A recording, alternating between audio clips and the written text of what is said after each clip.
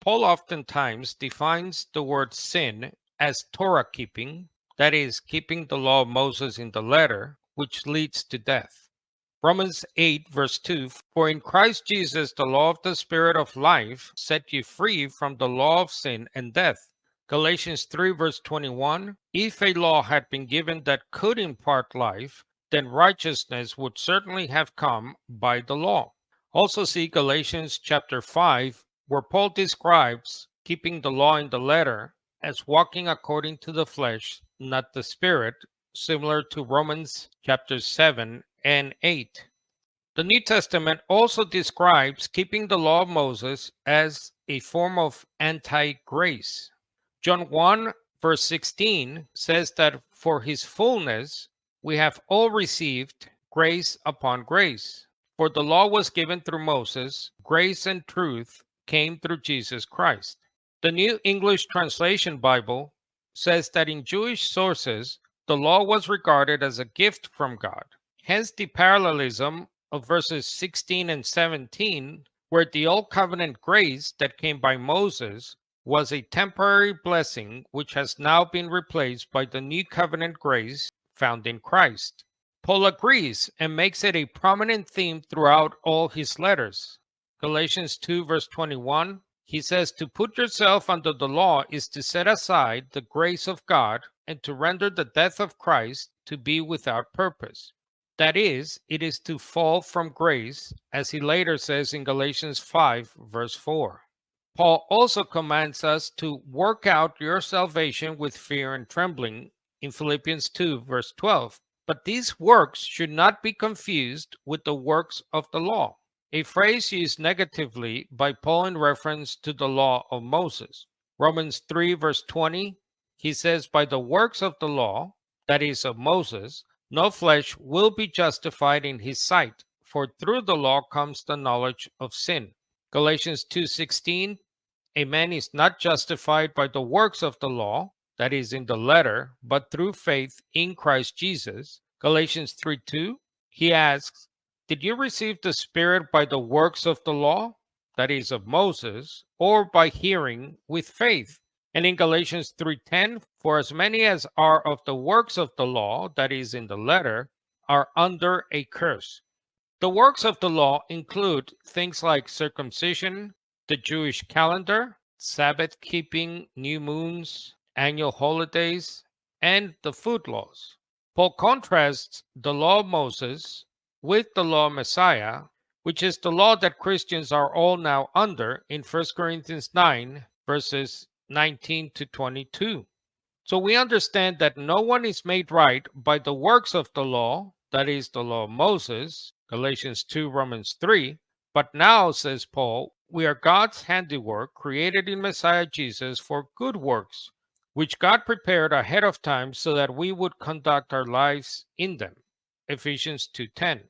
Paul goes on to explain in this chapter that it's because Christ has made peace between Jews and Gentiles, and he has united us by breaking down the wall of hatred that separated us. He accomplished this by making void in his flesh the law of commandments contained in decrees. That by works of the law, Paul meant things like circumcision, the Jewish calendar, i.e., Sabbath keeping, new moons, annual holidays, and the food laws, was the mainstream view of both ancient and many modern scholars. Origen, in his commentary on Romans, the works that Paul repudiates and frequently criticizes are not the works of righteousness that are commanded in the law, but the circumcision of the flesh, the sacrificial rituals, the observance of Sabbaths, or new moon festivals. Jerome, in his commentary on Galatians, I should ask about what is at hand in Galatians 3 verse 2, whether it was works of the law, observance of the Sabbath, the superstition of circumcision, and new moons.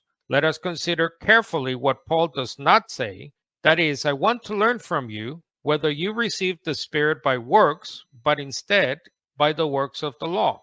And today, prominent scholars like James Dunn, in his book, The Theology of Paul, says that the works Paul had in view were not deeds done to attain righteousness, but commandments of the law practiced in order to maintain covenant righteousness, not least by separation from Gentiles. Paul resisted works of the law because other believers insisted on circumcision and restriction of table fellowship in respect of Gentile believers. A few other scholars who agree, including one who says that when Paul speaks of the works of the law, he thinks concretely of food laws and circumcision. Again, James Dunn, in his new perspective on Paul, it is the law as identity and boundary marker which is in view.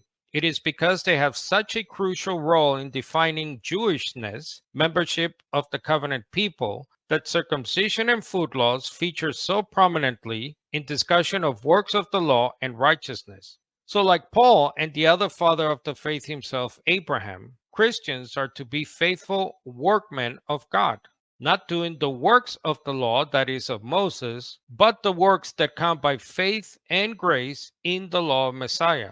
James chapter 2 summarizes this nicely when he explains that the faith of Abraham, along with his works, made his faith complete. In other words, it is not either faith or works, but both faith and works.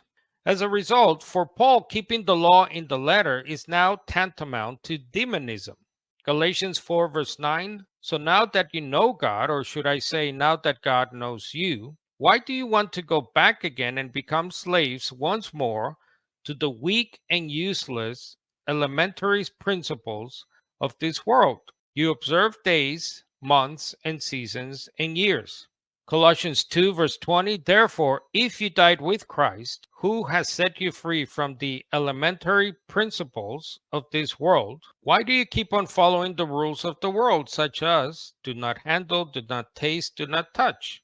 The Theological Dictionary of the New Testament explains that by the phrase elemental principles, translated also as spirits of the world, to which man is subject by birth and destiny, are to be served not only in the worship of angels, Colossians 2:18, but above all in the scrupulous observance of ascetic dietary regulations, of new moons, and of Sabbaths, Colossians 2:16.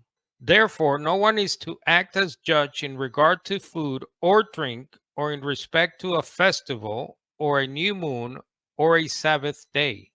In Romans chapter 6, Paul explains what we as Christians must overcome, master, and gain freedom from.